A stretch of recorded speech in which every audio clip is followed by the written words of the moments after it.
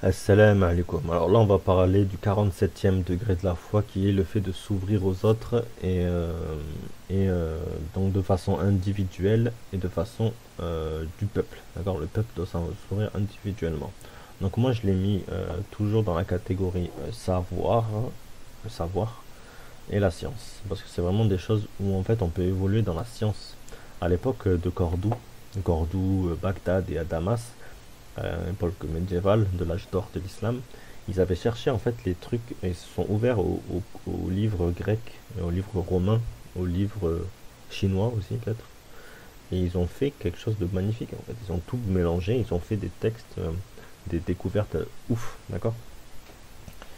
Euh, donc en fait, oui c'est ça. Donc alors même dans le Coran, on parle du, comment on appelle ça? Dieu, Dieu il dit que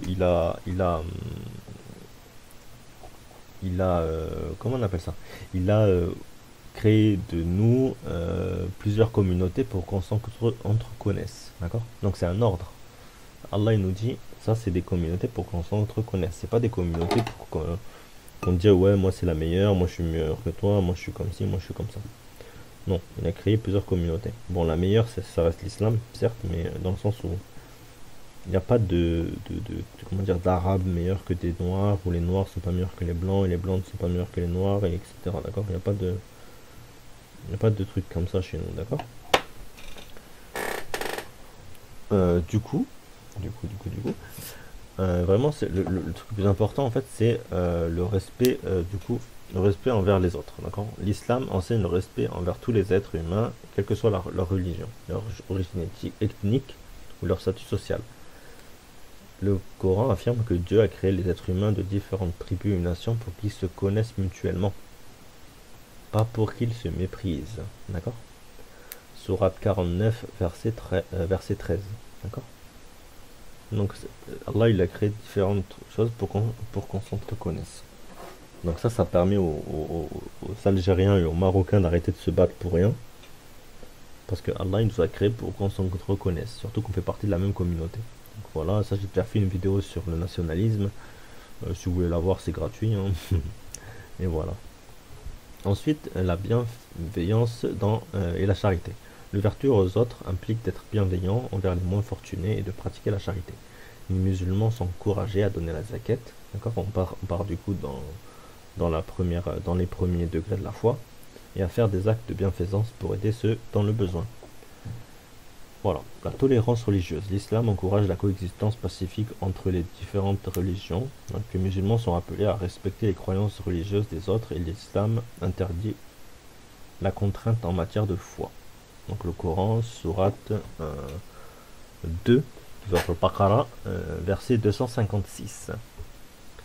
L'entraide et la solidarité. Alors les musulmans sont encouragés à s'entraider, à soutenir la communauté et à être solidaires envers les autres en cas de besoin. Donc voilà, on est toujours au fait de s'ouvrir aux autres, mais là, bon, ça parle beaucoup d'entraide, hein, d'accord? L'accueil des invités. L'accueil des invités. Donc la tradition islamique, l'accueil des invités est hautement valorisé. Ainsi, le prophète Mohammed sallallahu alayhi wa sallam a dit celui qui ne montre pas de miséricorde aux autres, il ne lui sera pas montré de miséricorde. Donc voilà, il faut être miséricordieux pour être, enfin, il faut une miséricorde pour être miséricordieux, c'est ça, c'est le terme en plus. Pour être, pour avoir de la miséricorde en retour. La promotion de la paix et de la réconciliation.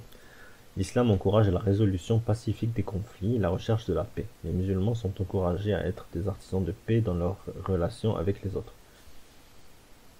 Voilà, le respect de la dignité humaine. L'islam enseigne que chaque être humain possède une dignité intrinsèque.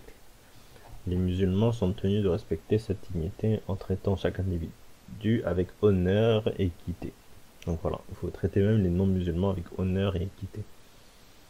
Quand c'est comme ça, prenez l'exemple de Salah ad-Din, d'accord, qui était très juste avec les croisés, alors que les croisés se battaient contre lui, hein, d'accord.